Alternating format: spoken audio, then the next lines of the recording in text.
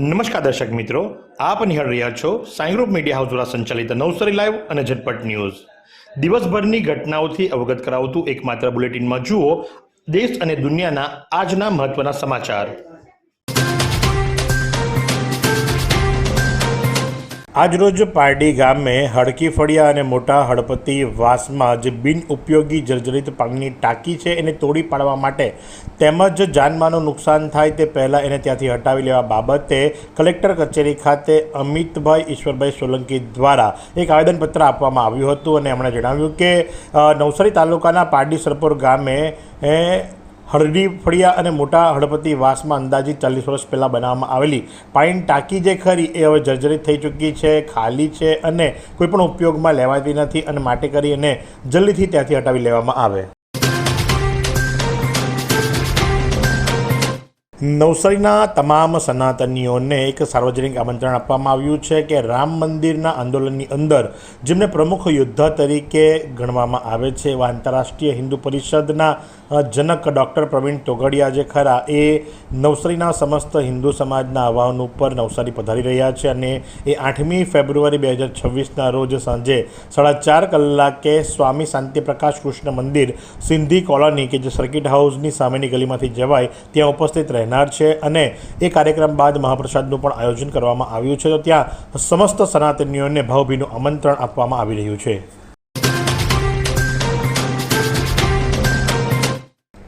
નાયબ કલેક્ટર અને પ્રાંત અધિકારીને સંબોધીને એક આવેદનપત્ર આપવામાં આવ્યું તાલુકા સેવા સદન વાંસદા ખાતે, કારણ કે એની અંદર એમના કાર્યક્ષેત્રની અંદર એટલે કે વાંસદાના 177 વિધાનસભા મત વિસ્તારની અંદર જે મતદાર યાદી સુધારણા અભિયાન હેઠળ ચાલવામાં આવેલી કામગીરી દરમિયાન ડ્રાફ્ટ મતદાર યાદીમાં સમાવિષ્ટ વાંસદા વિધાનસભામાં તમામ મુસ્લિમ સમાજના અરજદારો જે ખરા, મતદારો જે ખરા, એમને વહીવટી કામગીરીને ગેરમાર્ગે દોરી ફોર્મ નંબર 7 દ્વારા રદ કરવામાં લેખિત અરજી કરનાર અજાણ્યા ઈસમો તેમજ કૃત્યમાં મદદરૂપ બની ષડયંત્ર રચનાર તમામ સામે કાયદેસરની કાર્યવાહી કરવા માટે તેમજ પુરાવા વગર ફોર્મ નંબર 7ની વાંધા અરજીઓ રદ દફતરે કરી ડ્રાફ્ટ મતદાર યાદીમાં નોંધાયેલા મતદારો સામે તાકીદે ન્યાય કરવા બાબતે સમસ્ત મુસ્લિમ સમાજ કે જે 177 વિધાનસભા એટલે કે વાંસદા વિધાનસભા મત વિસ્તારની અંદર આવે છે એમણે એક આવેદનપત્ર આપ્યું છે, એક રજૂઆત કરી છે.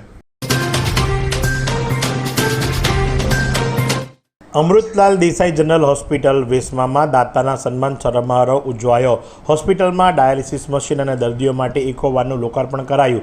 નેશનલ હાઈવે નંબર 48 પર નવસારી નજીકના વેસમામાં આવેલ વેસમા વિભાગ વૈદ્યકીય રાહત મંડળ સંચાલિત અમૃતલાલ દેસાઈ જનરલ હોસ્પિટલમાં નવીન ડાયાલિસિસ મશીનનું દાન કરનાર દાતા તેમજ દર્દીઓની સગવડ માટે હોસ્પિટલમાં આવવા જવા માટે નવી ઇકોવાનનું દાતા દ્વારા આપવામાં આવેલ હતું. તેનું પણ સન્માન કરવામાં આવ્યું. કાર્યક્રમનો આરંભ પ્રાર્થના થી કરવામાં આવ્યો હતો.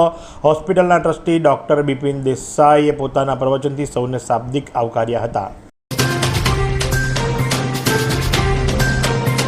એક્સપ્રેસ હાઈવે ચાલુ થતાં જ બોરિયાજ ટોલ નાકા ઉપર કર્ફ્યુ જેવો માહોલ. ગણદેવી તાલુકાના ખારેલ ખાતે નવસારીનું ખારેલ ઇન્ટરચેન્જ એક્સપ્રેસ હાઈવેનું ચાલુ થતાં જ મોટા ભાગના વાહન ચાલકો ટ્રાફિક જામથી બચવા માટે એક્સપ્રેસ હાઈવે ઉપર જવાનું પસંદ કરતા બોરિયાજ ટોલ નાકા ઉપર વાહનોની અવરજવર નહીવત થઈ ગઈ છે તથા આ હાઈવે ઉપર હોટલમાં ઘરાકી પણ દેખાતી નથી, જે હાઈવેની આવક ઉપર નિર્ભર રહેતા આ રોજગારી માટે આવનાર દિવસો મુશ્કેલી ઊભા કરનાર રહેશે. ખારેલ એક્સપ્રેસ હાઈવેનું ખારેલ ઇન્ટર એક્સચેન્જ 14 જાન્યુઆરીથી શરૂ થતાં પહેલાં એવું લાગતું હતું કે આ એક્સપ્રેસ હાઈવે ઉપર આરામ અને ચા નાસ્તો કરવા માટે હજુ હોટલો, પેટ્રોલ પંપ અને પંચરની દુકાનો ખુલ્લી ન હોવાને લઈ વાહન ચાલકો આ હાઈવેનો પસંદ ઓછો કરશે, પરંતુ વાહન ચાલકો એક્સપ્રેસ હાઈવેનો ઉપયોગ વધુ પ્રમાણમાં વધારી દેતા ખારેલ ચોકડી ઉપર એક્સપ્રેસ હાઈવે જાણે કર્ફ્યુ લાગ્યો હોય તેવો ભાસી રહ્યો છે. શું તમે શરીરના સાંધાના દુખાવાથી પીડાઈ રહ્યા છો કે પછી તમે કોઈ સ્પોર્ટ્સ ઇન્જરીથી પીડાઈ રહ્યા છો? લકવાની બીમારી બાદની પીડા સહન કરી રહ્યા છો? શું તમને સ્પાઇનલ પ્રોબ્લેમ છે? તો આ તમામ દુખાવાને હવે બાય બાય કરી દો, કારણ કે માસ્ટર ડિગ્રી ધરાવતા ખૂબ જ અનુભવી ફિઝિયોથેરાપિસ્ટ ડૉક્ટર અમિત પટેલ પાસે તમે આ તમામ સમસ્યાઓનું સચોટ નિદાન કરાવી ફરીથી નોર્મલ જિંદગી જીવી શકો છો. તો સરનામું નોંધી લો. Comprehensive care centre, DD street, library પાસે, અનુરાગ સારીઝની લાઇનમાં, નવસારી.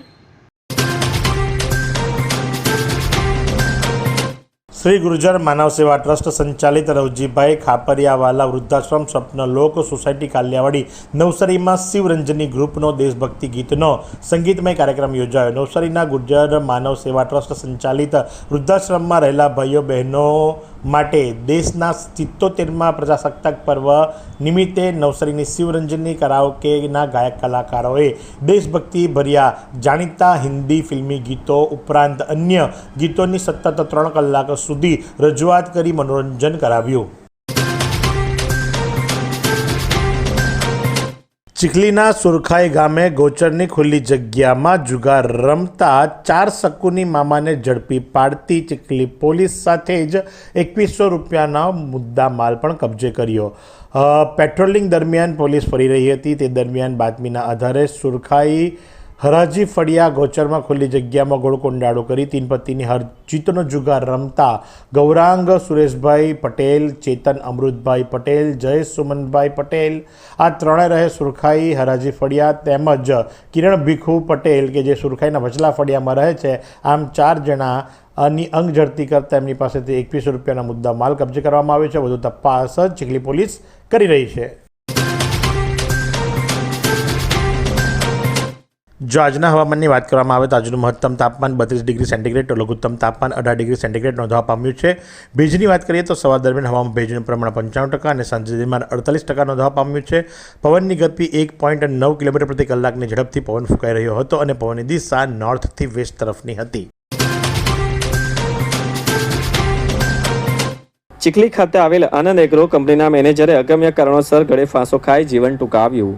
બનાવની પોલીસ મથકેથી પ્રાપ્ત માહિતી અનુસાર ચીખલી તાલુકાના ખુંદ જય જલારામ સોસાયટી ખાતે મૂળ નંદિની ઝાંખેડા તાલુકા સતાના જિલ્લો નાસિક મહારાષ્ટ્ર ખાતે રહેતા નિવૃત્તિ ગોવિંદા ઠાકરે ઉંમર વર્ષ 28 જે સોમવારની સવારના સમયે ખુંદ જય જલારામ સોસાયટી ખાતે ઘરમાં સવારના 10 વાગ્યાના સમયે અગમ્ય કારણોસર બેડરૂમમાં પંખા સાથે પીળા કલરની નાયલોનની દોરી વડે ગળે ફાંસો ખાઈ જીવન ટૂંકાવી લેતા બનાવ અંગેની ફરિયાદ સાથી મિત્ર ગોવિંદા દેવદાસ રાઉત રહે રામનગર ચીખલીએ આપતા પોલીસે અકસ્માત મોતનો ગુનો નોંધી વધુ તપાસ હાથ ધરી છે.